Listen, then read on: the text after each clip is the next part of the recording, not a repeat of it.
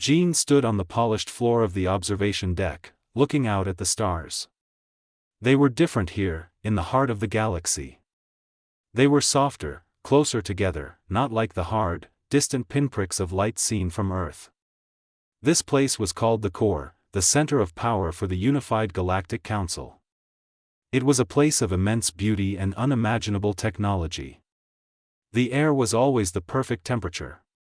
The light was always perfectly gentle. There was no dirt, no discomfort, no struggle. It made his skin crawl. He adjusted the simple gray collar of his diplomatic uniform. Behind him, the city ship Aegis of Prosperity hummed with a quiet, efficient energy. It was a marvel of engineering, a place where every want was anticipated and every need was met. For the species that lived here, life was about refinement, art, and the pursuit of knowledge. They had conquered their environments millennia ago. They had forgotten what it was like to be cold, or hungry, or afraid. Humanity had not. A soft chime sounded in the room. It was time. Jean took a slow, deep breath, the kind he used to steady his nerves before a difficult negotiation. He turned from the starfield and walked towards the meeting chamber. The doors, made of a pearlescent material that seemed to be made of light itself, slid open without a sound. The chamber was circular, with a domed ceiling that showed a simulated sky of a peaceful, unknown world. In the center was a large, hololithic table. Seated on one side was Ambassador Kale of the Vex. Kale was tall and slender, with long limbs and fingers that seemed too delicate to be of any use. His skin was a pale, smooth gray, and his large, dark eyes held no warmth. He was the picture of Vex perfection, intelligent, logical, and utterly convinced of his species' superiority. He did not stand as Jean entered. It was a small power play, one Jean was used to. Ambassador Jean, Kale said, his voice a soft, melodic tone that was somehow devoid of any real emotion. Please, sit. Let us conclude this matter with efficiency. Jean sat, placing his hands flat on the cool surface of the table. Ambassador Kale. I am always eager for efficient discussions. I hope today we can finally secure the formal ratification of the Terra Pact for our colony on Asadal. Kale's thin lips twitched in what might have been a smile. Asadal. A fascinating project. Your species, determination, is noted. However, the topic of Asadal has taken a new direction. A holographic image of the planet Asadal shimmered into existence above the table. It was a world of deep blues and fierce grays, with swirling white storms dominating its surface. To the Vex, it was a hell's cape. To the 10,000 humans living there, it was home. The Galactic Council has conducted a new deep-scan survey of the Asadal system, Kale began, his long finger tracing a line through the hologram. It has revealed a significant deposit of Hyperium directly beneath your primary settlement. Jean felt a cold knot form in his stomach. Hyperium was the most valuable substance in the galaxy. It powered the faster-than-light drives of the great core ships, fueled their cities, and was the bedrock of their entire economy. A deposit that size was beyond priceless. That is, fortunate news, Jean said carefully. This could be a great opportunity for a joint mining venture. A partnership between humanity and the Council. Kale waved a dismissive hand. Your terraforming processes are causing irreversible harmonic damage to the Hyperium lattice. Your primitive attempts to make the planet habitable are destroying its true value. The constant drilling, the atmospheric processors, the seismic activity you generate, it is like using a primitive hammer to repair a fine crystal sculpture. You are shattering it. That's not true, Jean said, his voice hardening. Our environmental impact studies were approved by the Council itself. Our methods are non-invasive. We've been careful. Your definition of careful is relative to a species that thrives on chaos, Kale replied coolly. Therefore, the Galactic Council has issued a decree. The human colony on Asadal is to be evacuated. Immediately. The words hung in the air, heavy and final. Jean could only stare. He had expected difficult negotiations, perhaps new taxes or regulations. He had not expected this. Evacuated? Jean repeated, the word tasting like ash. You can't be serious. There are 10,000 people on Asadal. Men, women, children. They have spent the last 20 years building a life there. They've tamed the land, built homes, started families. You can't just order them to leave. It is not a request, Ambassador. It is a directive. The Hyperion must be preserved. The resource is vital to the continued stability and progress of the core worlds.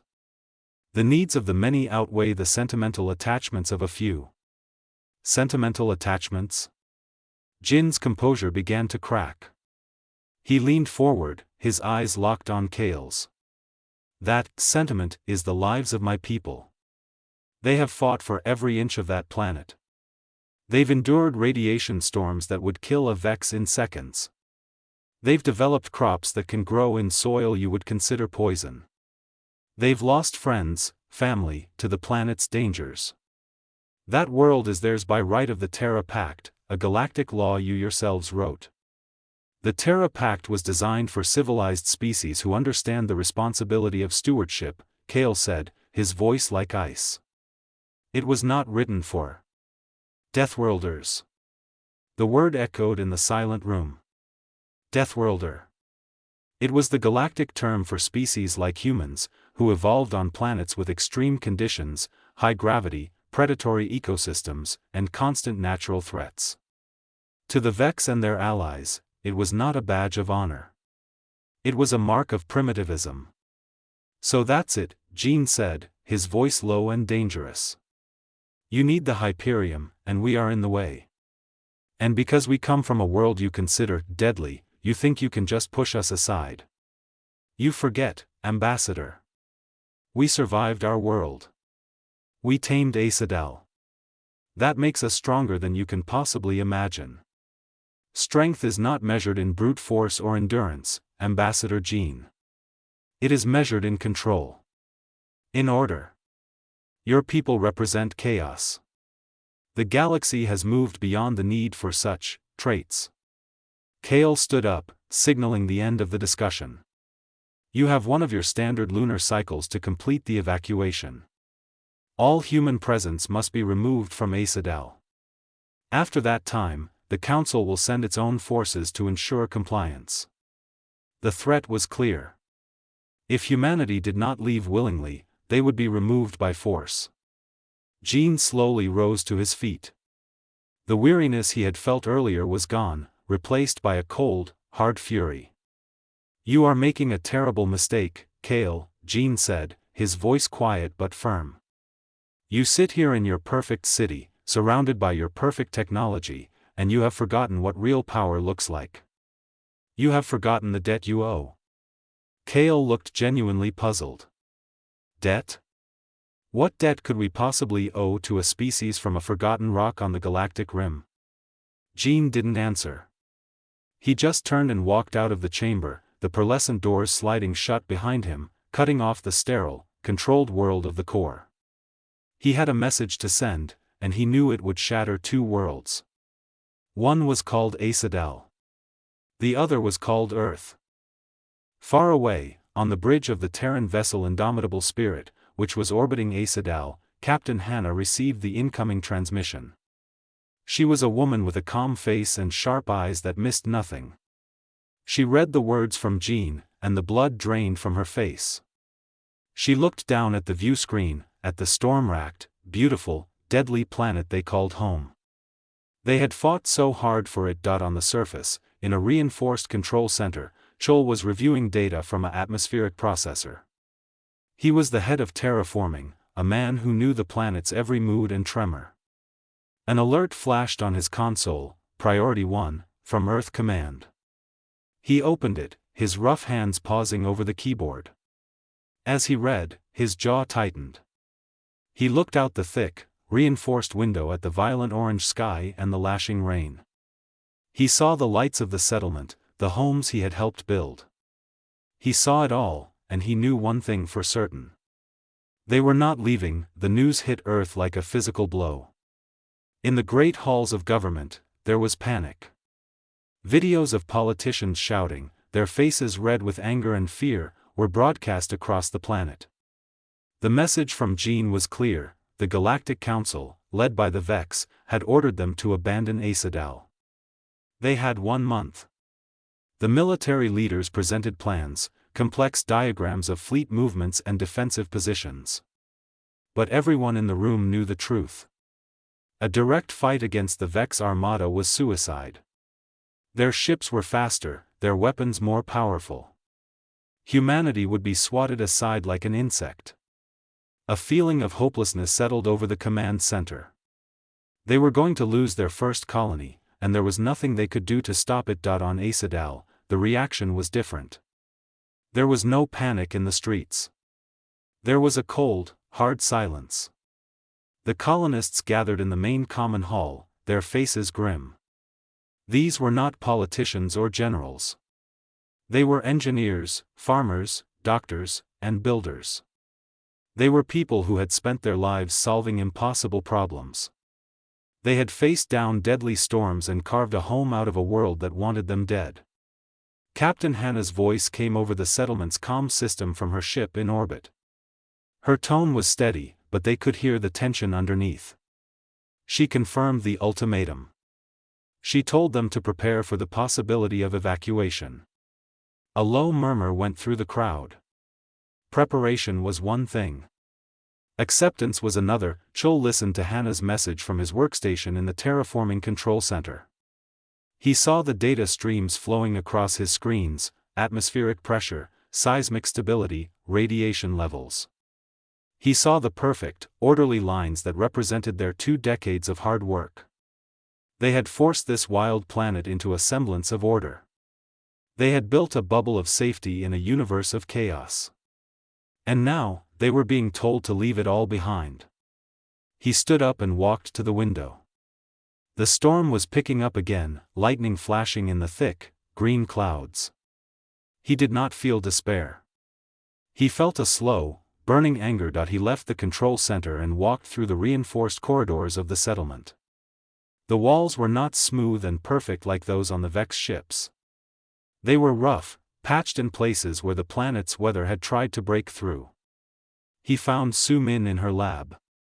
She was a xenobiologist, a woman who spent her days studying the terrifying and fascinating life forms of Asadal.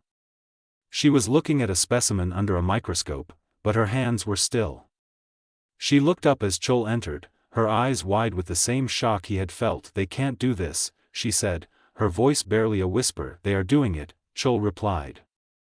He walked over to her main terminal. On it was a model of the Hyperium deposit deep beneath their feet. "They want this.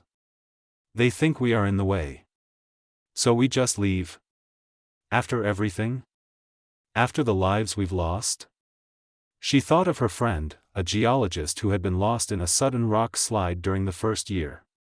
"They never found the body." "No," Chol said. His voice was quiet but firm. "We don't leave." He called a meeting. Not with the politicians or the military, but with his senior engineers and Su Min. They gathered in a small, private room, away from the fearful crowds. These were the people who knew Asadal best. They knew its bones and its breath. "They call this a death world," Chol began, looking at each of their tired faces. "They use that word as an insult. They think it means we are primitive. But they have forgotten what it really means." He pulled up a historical file on the main screen. It was an old, grainy recording from over a century ago. It showed data from a massive solar event, a coronal mass ejection from a star in a nearby system, the Great Solar Flare of 2242, Chol said. A wave of radiation and energy so powerful it would have sterilized every world in the intergalactic arm. It would have wiped out the Vex homeworld, the Girthan colonies, all of them. Their planets have weak magnetic fields. They have no protection from such things. The people in the room watched as the simulation played out. The wave of destruction spread out, and then, it hit the solar system. It hit Earth, but it didn't wipe us out, Su-min said, understanding dawning on her face. No, Chol said. Earth has a massive, molten iron core. It creates a powerful magnetic field that surrounds the planet. That field deflected the worst of the blast. It bent the radiation away. We were saved by the very thing that makes our world a death world, its violent, active geology. The core worlds were saved because of us. Because of where we come from. He brought up another document. It was a single, brief communication from the Galactic Council of that time. It was a simple message of gratitude. The Council acknowledges the fortunate circumstance of your planetary shield. There was no offer of help. No payment. No formal debt. It was as if they had been saved by a lucky rock formation, not by the nature of an entire sentient species. They forgot, one of the engineers muttered. Or they chose to forget. They forgot that the strength they look down on is the same strength that saved them, Chol said. They forgot the debt. Meanwhile, high above the planet, Captain Hannah was having similar thoughts, but from a different angle. On the bridge of the Indomitable Spirit, she studied the tactical readouts of the Vex fleet that was surely on its way. Her first officer pointed out their weapon placements, their shield strength, their engine signatures. They were, on paper, invincible, but Hannah was not looking at their strengths. She was looking for their weaknesses, their ships, she said, zooming in on a Vex cruiser. Look at them. They're too clean. Captain, her first officer asked, confused. They are designed for show, for power projection in calm, controlled space, Hannah explained. Look at their sensor arrays. Delicate. Their hull plating is optimized for energy weapons, not for physical impact. Their shield harmonics are set for directed energy, not for broad-spectrum radiation or particulate matter. She pulled up the environmental data from Asadal. The radiation levels from the planet's core and its intense sun. The density of metallic particles in the upper atmosphere from constant volcanic dust. The sheer amount of tiny, fast-moving debris in their system's asteroid belt. They scrub this stuff from their space, Hannah said. They have sweepers that clean their orbital paths. Their environment is sterile. Ours is not. A dangerous idea, audacious and terrifying, began to form in her mind. They couldn't win a traditional battle.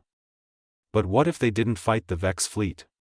What if they let the Asadal system fight for them? She opened a secure, encrypted channel to the planet's surface. The face that appeared on her screen was Chol's, his expression grim but determined. Chol, Hannah said, her voice calm and direct. The evacuation order is a trap. If we run, they will always see us as animals to be herded. I agree, Captain, Chol replied. We will not run. Then we need a new plan, Hannah said. They want Asadal for its Hyperium. They want a clean, safe, empty planet to mine. She paused, looking at the stormy planet on her main view screen. So, let's give them what they want. Let's give them the death world they think we've tamed. Let's show them what untamed really looks like. On the surface, Chol looked at Su-min, then back at his own data screens. A slow, hard smile touched his lips. He understood exactly what she was proposing. It was not about destroying their home.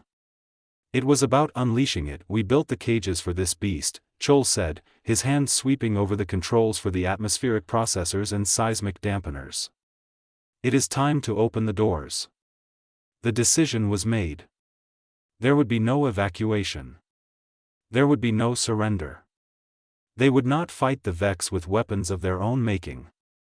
They would fight them with the very world the Vex coveted. The children of Earth were going to remind the galaxy why you do not threaten a Deathworlder in its own home. The debt was about to be called in, and the payment would be written in storm and fire. The silence on Asadal was broken by the sound of purposeful work. There were no cries of panic, no frantic packing. Instead, a grim determination settled over the colony.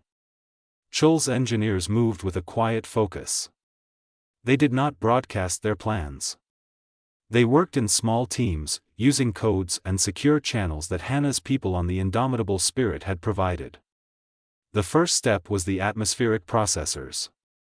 These were giant machines, towering over the settlement like metal trees.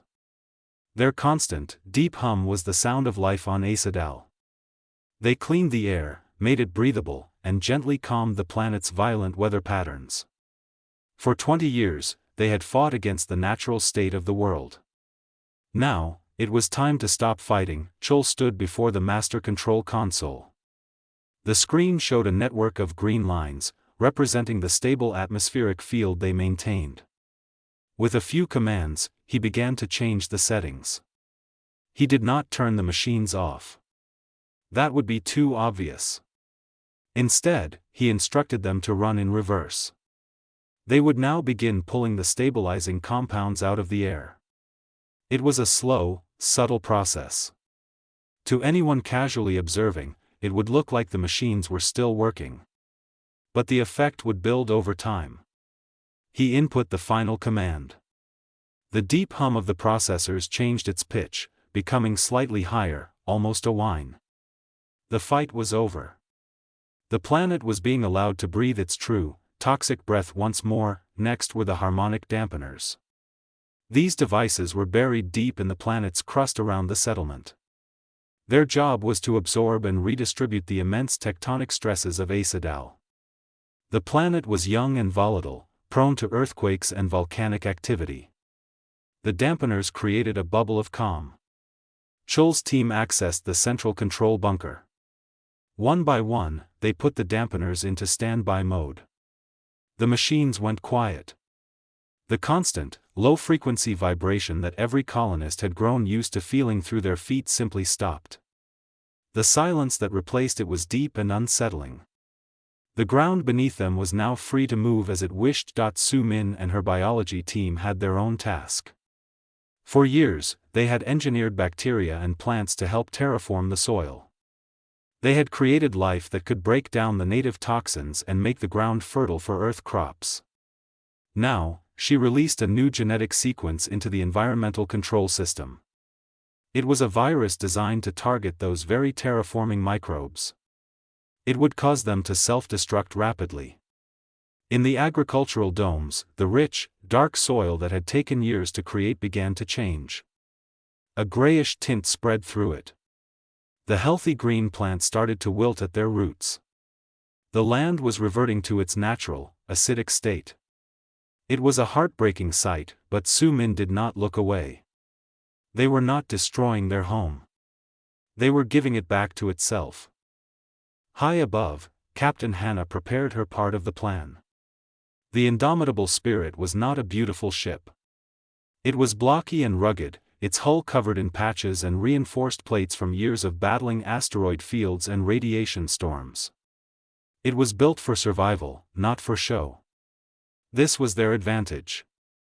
She gathered her small fleet, 2 other Terran vessels, the Steadfast and the Endurance. They were all similar in design, tough, simple, and reliable. The Vex will be watching, Hannah told her crews over the comm. They will see us moving. We need them to think we are desperate. We need them to think we are lashing out like angry children. She gave the order. The 3 ships powered up their engines and moved away from Asadal.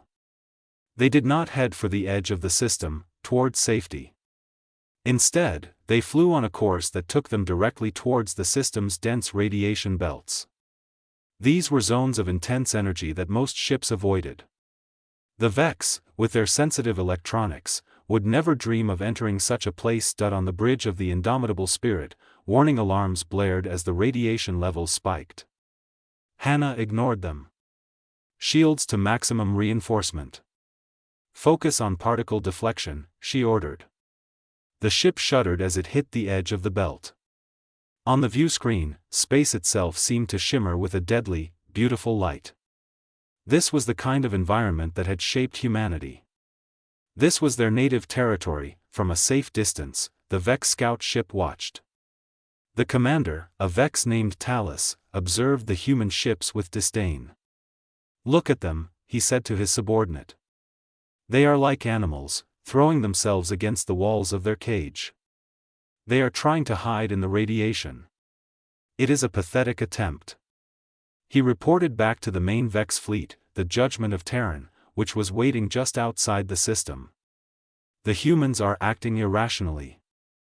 Their ships are taking significant damage hiding in the radiation belts. They are no threat. Meanwhile, inside the belt, Hannah's ships were holding. The radiation was intense, and the crews wore protective suits, but the hulls were holding. Deploy the charges, Hannah commanded. The ships launched a series of probes. These were not weapons. They were seismic survey charges, normally used for mining. The probes flew away from the ships, heading towards a cluster of small, unstable moons that orbited a gas giant in the system. The charges attached themselves to the moons and detonated. They did not destroy the moons. Instead, they sent powerful shock waves through them. The moons, already fractured and unstable, began to break apart. Large chunks of rock and ice were thrown out of their orbits, creating a massive, spreading cloud of debris. It was a slow-moving wave, but an unstoppable one. Next, Hannah targeted the asteroid belt. They repeated the process, using charges to destabilize large asteroids and change their trajectories. They were not aiming them at anything. They were simply creating a mess. A chaotic, unpredictable field of high-velocity rocks and dust. Back on Asadal, the changes were beginning to show. The sky, usually a muted green from the atmospheric processors, was darkening to a deep, angry purple. The winds were picking up, howling around the reinforced buildings in a way they hadn't in years.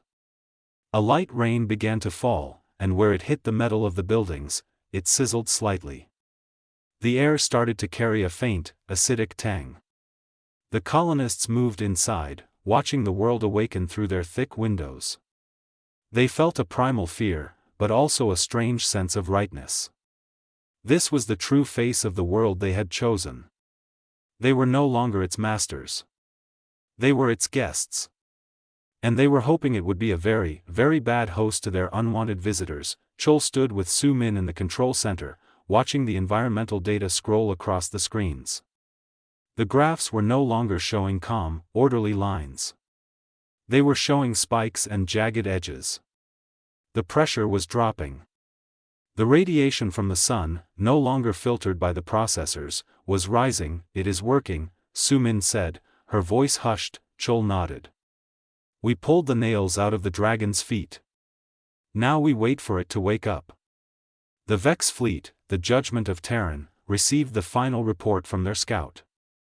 The human ships had retreated from the radiation belts, apparently damaged.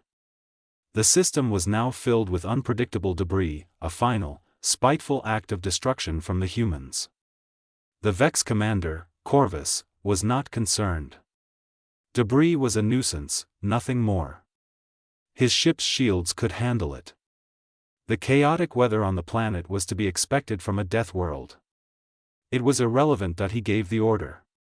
The magnificent, sleek Vex fleet began its move. Hundreds of ships, their hulls gleaming in the distant starlight, started their journey towards Asadal to enforce the evacuation. They moved in perfect, graceful formation, a display of absolute power and control. They saw the storm ahead of them, both in space and on the planet, and they saw only a minor inconvenience.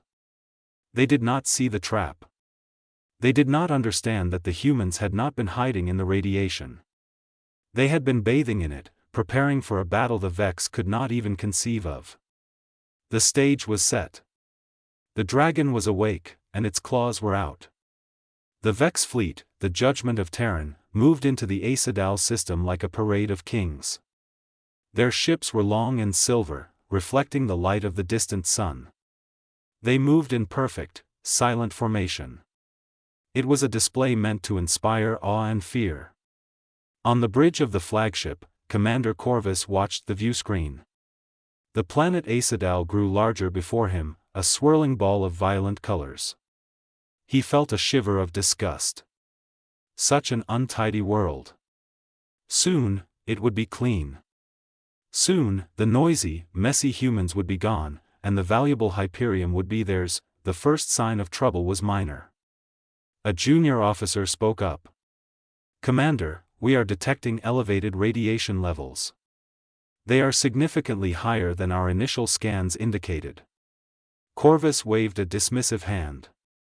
"The humans have been tampering with the planet's core. Their primitive efforts have caused leakage. It is of no consequence. Our shields can handle it." He was correct. The Vex shields were excellent at blocking directed energy. But this radiation was not a beam or a weapon.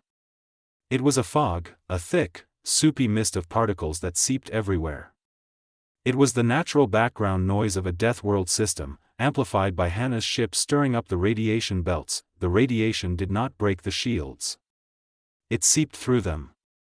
It was like a fine dust getting into a complex machine. On the Vex ships, sensitive sensor arrays began to flicker.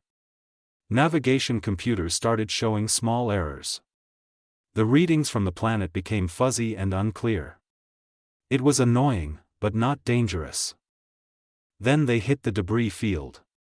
The cloud of rocks and dust from the moons and asteroids Hannah had shattered now filled the space between the fleet and Aesidal. "Microdebris impact," the officer reported, his voice now slightly tense. "The particle density is extreme." The Vex ships were designed for clean space. Their hulls were smooth and perfect. They were not built to be sandblasted. The tiny, hyperfast pieces of rock and metal were invisible to their impaired sensors. They struck the Vex ships like a constant, invisible storm. There was no single, loud crash. Instead, there was a continuous, faint pinging sound that grew into a relentless, grinding roar. The beautiful, mirrored hulls of the ships were being scoured, scratched, and pitted. External communication arrays were sheared off. Sensor dishes were smashed. On the indomitable Spirit, hiding behind the bulk of a large asteroid, Hannah and her crew listened to the data. They could hear the pings and scrapes on their own hull, but their ship was built for this. Their hull was thick and rough. It was like a rock enduring a hailstorm. For the Vex ships, it was like fine china being thrown into a gravel mixer. "Shield integrity on the lead Vex cruisers is dropping," Hannah's first officer reported, a smile on his face. "They are redirecting power from weapons to reinforce the forward shields. They are slowing down." Hannah nodded. "Good. Let the planet know. It's time for the main event." Down on Aesidal, Chol received the message. He stood in the control center, his hand over the master control for the final system, the planetary defense grid. This grid was not made of lasers or missiles. Its purpose had always been to protect the colony from Aesidal's own weather. It consisted of a network of satellites and ground-based emitters that could, in theory, calm a superstorm. But Chol had reprogrammed it. Now, its goal was the opposite. He looked at Sumin. She gave him a single, grim nod. Chol pressed the command "in orbit." The satellites of the defense grid came to life. But instead of emitting calming energy, they focused their power on the planet's upper atmosphere. They targeted the massive plume of charged metallic particles that was now being thrown up by Aesidal's unleashed storms. The emitters poured energy into the plume, supercharging it. On the bridge of the Judgment of Terran, Corvus was growing angry. The constant debris impacts were a humiliating nuisance. His ships were being scratched and bruised. His screens were filled with static. "Commander," the officer shouted, his voice rising in panic for the first time. "Massive energy buildup on the planet. The atmospheric readings are going off the scale. It's some kind of electromagnetic pulse, forming directly in our path." Corvus stared at the screen. A vast, swirling vortex of green and purple energy was gathering in the atmosphere below them. Lightning of an impossible scale flashed within it. It was beautiful and terrifying. "What is that?" Corvus whispered. Before anyone could answer, the storm erupted. The supercharged particle plume erupted from the planet's surface, not like an explosion, but like a flower blooming in fast motion. It was a wave of pure, chaotic energy that expanded upwards, reaching for the fleet. The wave hit the Vex ships, every light on the bridge of the Judgment of Terran flickered and died. For a moment, there was utter darkness and silence. Then, emergency red lights came on. The main view screen was black. Control panels were dead. The pulse, the officer yelled. It bypassed our shields. It's fried our primary systems. Engines are offline. Weapons are offline. Life support is on backup. All across the Vex fleet, the same thing was happening. The elegant ships went dark. They were suddenly just dead, silent metal, floating in space. A third of the smaller ships were completely disabled. The larger ships, like the Judgment of Terran, were crippled, running on minimal backup power. Then, the real storm took them. Without engine power, the Vex ships could not fight the planet's fierce gravity. The Judgment of Terran shuddered violently. "We are caught in the gravity well," the officer screamed.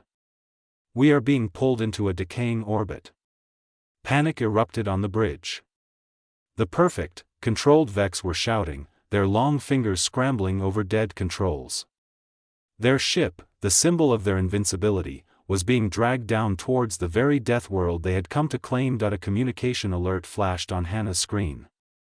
It was a desperate, broadband signal from the Vex flagship. The face that appeared was Commander Corvus.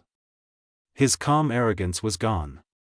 His face was pale, his large eyes wide with a fear he had never known. "Human vessel," he shouted, his melodic voice cracked with panic. "This is Commander Corvus of the Galactic Council. We are experiencing a systems failure. You must assist. You must." Hannah's face appeared on his screen. She was calm. Her bridge was intact, the lights steady behind her. She looked at the frantic Vex commander without any emotion. "Commander Corvus," she said, her voice even. "You wanted a death world. We're giving you a front row seat." Corvus stared, unable to process her words. What are you talking about? This is a natural disaster." Hannah shook her head slowly. "This is not a disaster. This is Tuesday on Asadal. This is the environment that forged us. You called it a curse. We learned to call it home." She leaned slightly towards the screen. Her eyes were hard.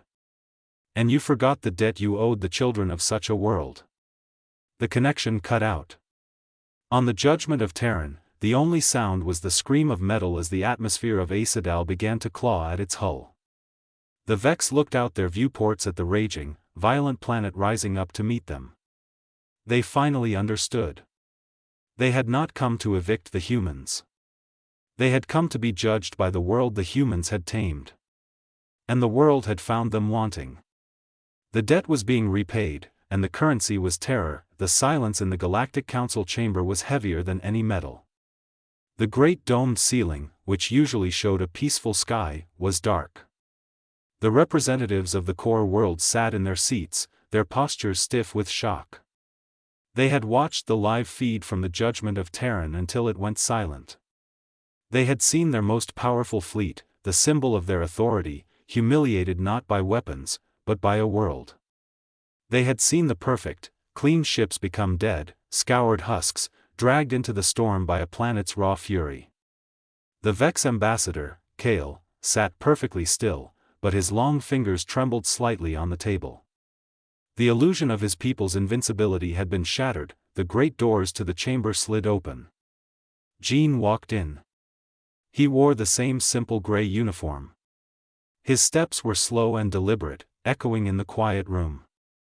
He did not look at the representatives as he walked to the center of the chamber. He simply stood there, waiting. The silence stretched. He was in no hurry. Finally, Kale spoke. His voice, usually so smooth and melodic, was strained. "Ambassador Jean. A tragic event has occurred. A catastrophic environmental anomaly in the Asadal system. The Council fleet was caught by surprise. Jean turned his head and looked directly at Kale. His expression was calm, but his eyes were like stone. It was not an anomaly, Ambassador. It was a lesson. A lesson, another representative, a willowy being from a low-gravity world, squeaked. An entire fleet has been crippled. The fleet came to remove my people from their home by force, Jean said, his voice loud and clear in the vast room. They were warned. They were told it was a mistake. They believed their technology made them masters of a universe they no longer understood. He paused, letting his words sink in. The Terra Pact stands. Our sovereignty stands. The age where you could take from us because our strength was inconvenient to your comfort is over. He took a small device from his pocket. It was a simple data chip. He placed it on the central hololithic table. A moment later, 3 new figures shimmered into life as holograms, standing beside Jean. The first was a massive being, thick-limbed and covered in rocky, gray skin. He was from Gurthan, a high-gravity world. The second was a shorter, stocky figure whose body seemed to be made of interlocking crystalline plates, from the molten world of Ignis. The third was a tall, slender being with deep green skin and eyes that held a fierce intelligence, from the jungle world of Thalon. They were all species the Council had labeled Deathworlders. They had always been quiet, separate, and overlooked. The Galactic Council is no longer the only voice in this galaxy, Jean announced. Allow me to introduce the founding members of the sentient Deathworld Alliance. A wave of murmurs swept through the chamber. Kale stood up, his face a mask of cold fury. This is an act of rebellion. You cannot simply declare your own alliance. The being from Gurthan spoke, his voice a low rumble like an avalanche. We are not rebelling. We are existing. You built your kingdom on soft ground. We are the bedrock you built it on, and we are done being buried. The crystalline being from Ignis added, its voice sounding like shifting stones. You needed the Hyperium from Aesidal because you have consumed all the easy resources in your own clean, safe space. You have grown soft. We have not. Jean looked around the room, meeting the eyes of every representative. We do not seek war. The alliance is for mutual defense and development. We will trade with you. We will cooperate with you. But we will not be ruled by you. We will not be exploited by you. The attempt to take Aesidal was the last mistake of an old, arrogant order. He picked up the data chip. This contains the terms of our continued peaceful coexistence. The recognition of the Terra Pact for all our worlds. Fair trade agreements. And a mutual non-aggression pact. Back in the Aesidal system, the storm was beginning to calm. The indomitable spirit moved carefully through the debris field. The Vex fleet was broken. Some smaller ships had been completely destroyed. Others floated powerless. The great judgment of Terran was caught in a high orbit, its hull scarred and blackened, its systems dead. It was a monument to failure. Hannah opened a channel. Vex vessels, this is Captain Hannah of the Terran ship Indomitable Spirit. We are initiating rescue operations. We will tow your ships to a stable orbit and provide emergency aid. Do not attempt any hostile action. Your weapons will not work, and ours do. On the surface, the rain had stopped. The sky was still a violent purple, but the winds were no longer screaming. Chol, Su-min, and the other colonists emerged from their buildings. The air still tasted acidic. The ground was unstable. But it was theirs. They looked at the damage. Some outer structures were damaged. The soil in the agricultural domes was ruined. It would take years of hard work to restore what they had undone. Chol looked at the weary, hopeful faces around him. It will be harder now, he said. The planet is wild again. It will be a constant fight. Su-min stood next to him, looking at a new, aggressive fungal growth already breaking through the permacrete. It was always a fight, she said. The difference is, now everyone knows it. Now, we fight for ourselves. Weeks later, the changes were felt across the galaxy. On the core worlds, the news was a quiet, unsettling tremor. The Deathworlders were not just primitive survivors. They were a united political and military power. The easy, comfortable life of the core now had a price, and that price was respect. On Earth, the mood was different. It was a mood of grim pride. They had not won a war, they had proven a point. Their children were safe. Their home was their OWN.I and the council chamber. The debate was over. The terms of the sentient Death World Alliance were accepted. There was no other choice. The balance of power had shifted forever. Jean stood once more before Kale. The Vex ambassador looked older, diminished. "You have what you wanted," Kale said, his voice hollow. "No," Jean replied softly. "We only have what was always ours. The right to exist on our own terms. The galaxy is a big place, Ambassador. There is room for both of us. But from now on, we walk as equals." He turned and left the chamber. He did not look back at the perfect, controlled world of the core. He looked ahead, towards the airlock, towards his ship, towards home. He was going back to Asadal, back to the storms and the struggle, back to the people who understood that true strength was not found in comfort, but in the will to survive it. The day the Deathworlders repaid the debt was not the end of anything. It was a beginning.